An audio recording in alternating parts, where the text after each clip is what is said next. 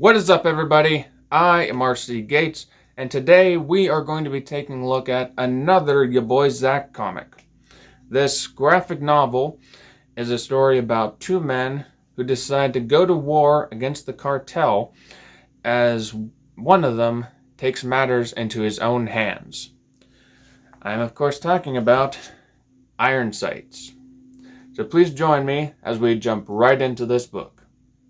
So this is Iron Sights, probably the second most well-known of Boi Zack's properties.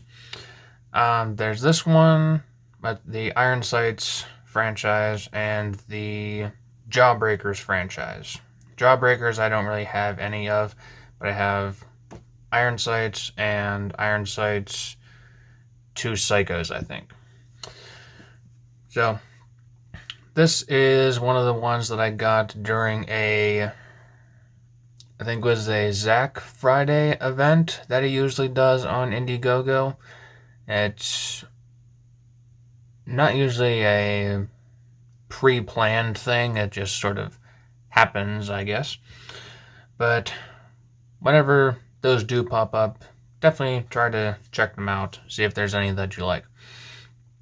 So this is a bit more of a gritty comic, or a graphic novel, whichever one you want to call it. It's not dealing with anything like superhero-ish or fantasy or anything like that. It's more of grim and gritty, and it's based more in like a war setting. Because, well, I'm going to get into that with the story. So let's jump into that. The story is about the main guy. His name is Ramadi, and he is a part of the National Guard. And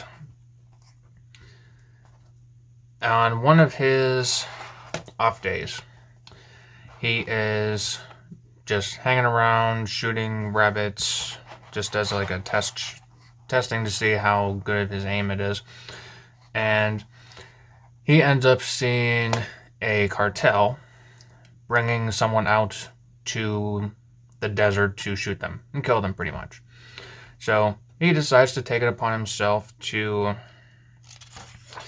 save the girl who they're trying to kill. And here we are. And in doing so, he ignites a war with these various cartels. And from that point on, he ends up meeting up with I want to say he's a former federal agent, maybe a retired federal agent. I'm not entirely too sure. But it's a guy by the name of Woods. And as these cartels are coming after Ramadi, he gets pulled into all these different attacks, and his sister gets shot, and his friend gets attacked, and he decides to go with Woods to try to take out these cartels before they can take him out. And it's a very bloody story, a very realistic, I guess you can say, for comics story. And it's one it's one where the tension continuously builds up and shows all the different ways that these guys are having all the walls around them just closing in, and every bullet just seems to get closer and closer to ending them. So Ramadi is the main character, and Woods, where is he? Alright, so this is when they get introduced to each other, I guess you can say. It's pretty much just them just beating the shit out of each other because they don't really know each other at that point yet. And it's a good introduction because you can figure, based on the cover, that they're going to get to working together at some point to fix all of their problems. So having this introduction between the two heroes of the story is a good way of, I don't know, throwing something that the audience wouldn't expect at them. And it gives them a good indication of what their fighting spirit is. And as I'm talking, I'm realizing that I've probably already moved into the characters for the story, or that section of the review, because it is a very character-driven story. The two main ones I've already covered is Ramadi and Woods. Both of them are macho guys who they're military trained or federally trained. They're trained for war pretty much. And they know how to fight, they know how to handle firearms, they know how to handle themselves in combat situations. And they make no qualms about shooting anyone who is going to get into their way and who's going to seem like they're going to attack them. So, seeing that it's sort of like if you take two versions of Punisher and you set them loose on cartels or drug dealers or something like that. So, being able to see something that violent on comic pages is, what's a good way of putting it? It's a good change of pace to the usual like superhero comics that you'll see. And let's see, the other, I don't know, I guess the other somewhat main character is Esme. And that's the girl that Ramadi saves from the cartel. And I honestly didn't know that her name was Esme until probably about 3/4 of the way through the book, maybe even more, because the way of introducing these characters in the book is by just having a text box in the corner of a panel. So if you see Ramadi's introduction, you'll see this text box in the corner with his name. And with Wood's introduction, text box in the corner with his name. With Esme, it is unfortunately in the same area as a bunch of speech bubbles. So I didn't even notice that. So I was only really introduced to her about 3/4 of the way through the book. So maybe something to work on, but it's not too big of a problem. Anyways, I should actually get into who she actually is. She is the sheriff of one of the small towns on the border. And she also has a secret to her, which is revealed in the final couple pages of the book. And the reason why I say that she is somewhat of a main character is because you see her on these pages. These 2 pages, pretty much, just these 2 pages. And then she disappears until, where is it? Until, holy mackerel. Okay, so this may have been more than 3/4 of the way through the book. She doesn't appear until about here. And there's that much space in that story between where she first shows up and when she reappears. So that's why I say she's somewhat of a main character. She may factor into the next book, I am not entirely sure, but in this one, again, somewhat. All the other characters are pretty much goons who belong to the cartel. There's one guy who's a mute. I think he's like a hitman for one of the drug dealers, and he factors into the story a couple times because he's like doing his hitman stuff and trying to get to Ramadi and Woods. But he's not necessarily a main bad guy, but he does factor into the final gunfight a little bit. I will leave that up to you guys to figure out what exactly he does. But you have him, you have the sort of like the fixer for one of the drug dealers, and I think his name is Mr. Cancel, which is appropriate for a fixer. Yes, he is Mr. Cancel. He's an accountant, but he sort of becomes a fixer as he gets through the book. It's like it's a story that's telling his. It's a story that is telling his way of becoming more brutal in the workforce that he's in, let's just say.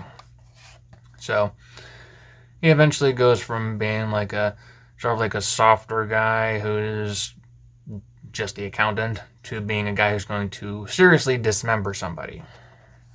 So seeing that change in him is interesting, and seeing the brutality increase throughout the pages is definitely a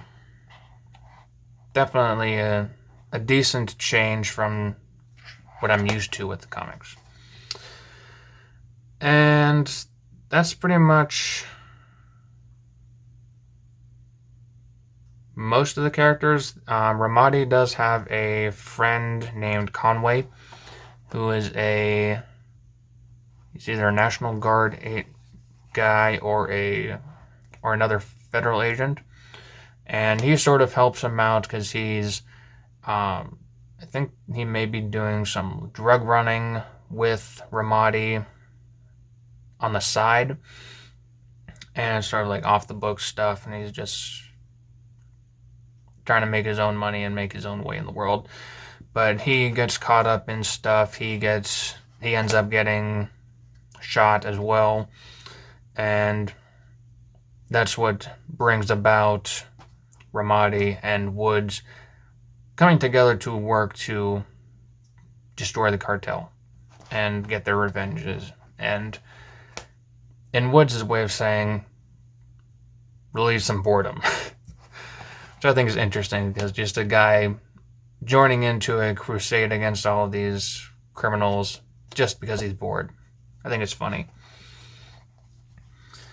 Alrighty, so now we're going to move on to the art of Iron Sights. The cover, I really like the cover. If you've actually watched any of my previous videos where I've shown the stuff that's on my wall, I actually have this poster up on my wall, as well as another Iron Sights poster. The stuff on the inside, it is... The interior art is by Evi Canales, and this is going to be one of those times whenever I do have to say that art is subjective, because I feel like it could use a little bit more detail for the story that's being told. As you can see from all the pages that I've been flipping through, there are maybe like 3 or 4 different tones in the colors. If it's dark, the background is washed dark gray. If it's light out, then it's just a slightly lighter gray. And the amount of detail in the characters, I feel like there could have been a bit more added to it, because this comic does seem like it could be done very quickly and efficiently, because there's not much detail put into the pieces. There is a lot of lines going into them, but whenever it comes to like looking at Woods' face here, and then you take a look at some other panels where like anatomy can be off a lot, and the detail in the backgrounds is sometimes almost non-existent. And there was another page that it just looks weird, like this page right here, where they're in the diner, or it's a theme bar. Okay, well, you take a look at this waitress's face. It's literally just 4 lines: nose, eyes, and a mouth. And all the other guys are not really detailed much at all. So I feel like this art is definitely not necessarily for me, because I would like one with a little bit more detail to it. And especially whenever it comes to the characters, I feel like if there was color palettes added to them, other than just distinctive hairstyles, then I feel like I would be able to figure out which characters are doing what without having to go back a couple pages and think, okay, was this Conway? Was this Ramadi? Was this Woods? Because there's a point. There's actually several points in the comic, but I'll give you a quick example right here, where Woods is meeting up with his father. Where is it?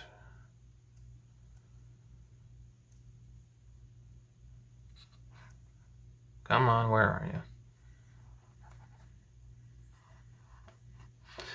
Okay. Nope, not that one.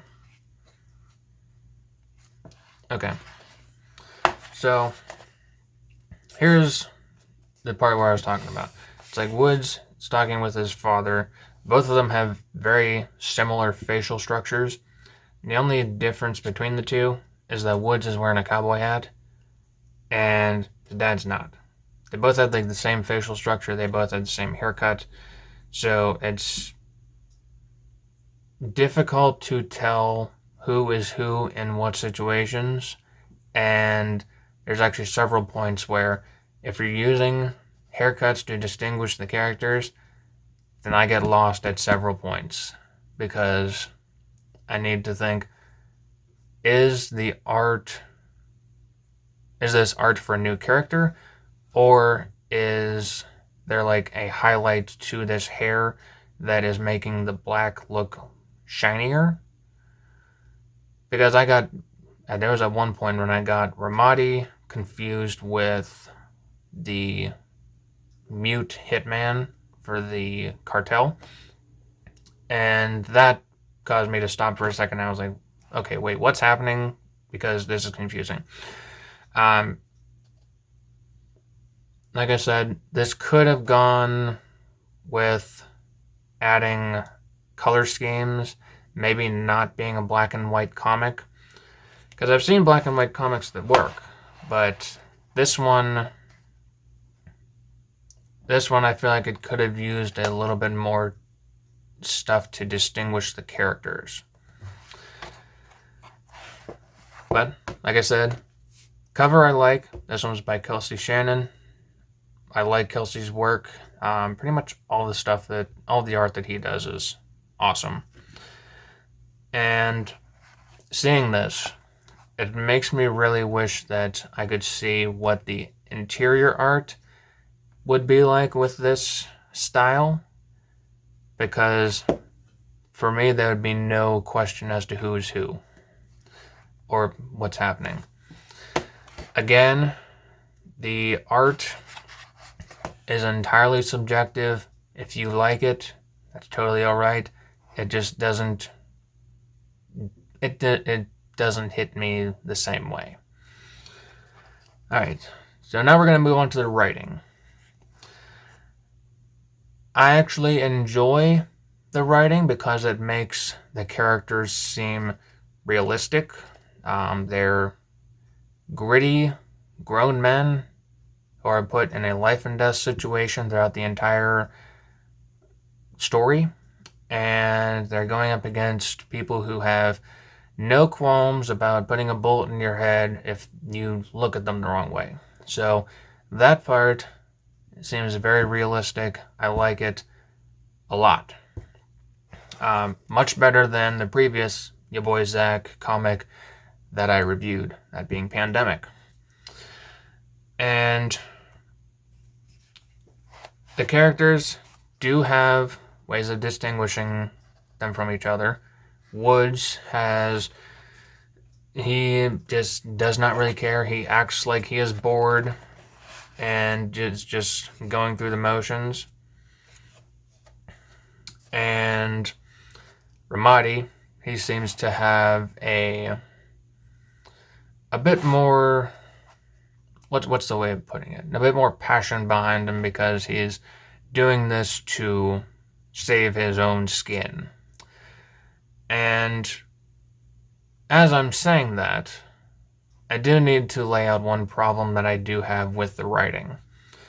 Because the story seems to switch gears about halfway through.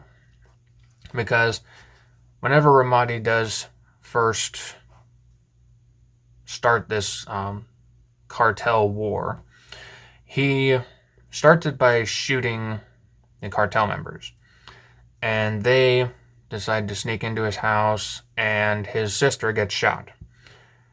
And they make a big deal about, the story makes a big deal about having to get his sister under protection and sending her away for a bit so she'll be safe. And then it jumps into Ramadi rushing into this whole vendetta against the cartels and meeting up with Woods and working with his partner and all sorts of stuff like that. And then halfway through, they decide to bring Esme back into the mix. Because all of a sudden, she has some importance to this. Because up until this point, she's just been the person that Ramadi saved from being executed. But you don't find out until later why she is so important. She's only brought up as someone that they are looking for.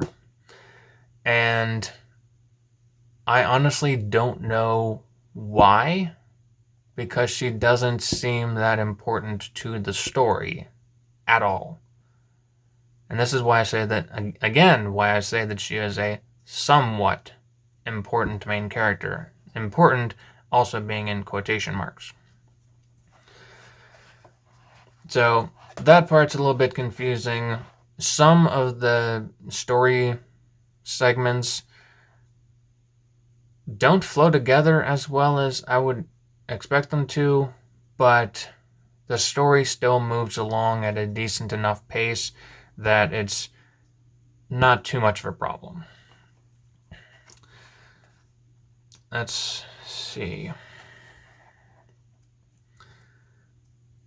Overall, it is a good build-up of a story throughout.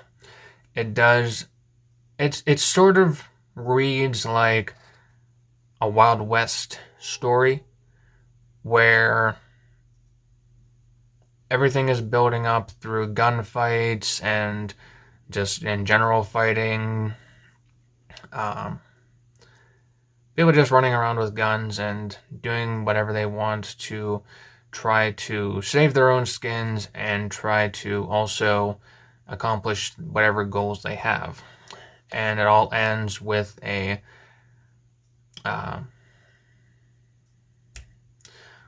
climactic gunfight at the end where all of the heroes and all of the villains all converge in one big battle. So I will give them that. It did make me have a feeling like I would be watching almost like a Clint Eastwood spaghetti western, and I do like how that feels. So I do like the story, the writing. It could just use a little bit of work. A little bit of work with getting all that stuff to flow a little bit better.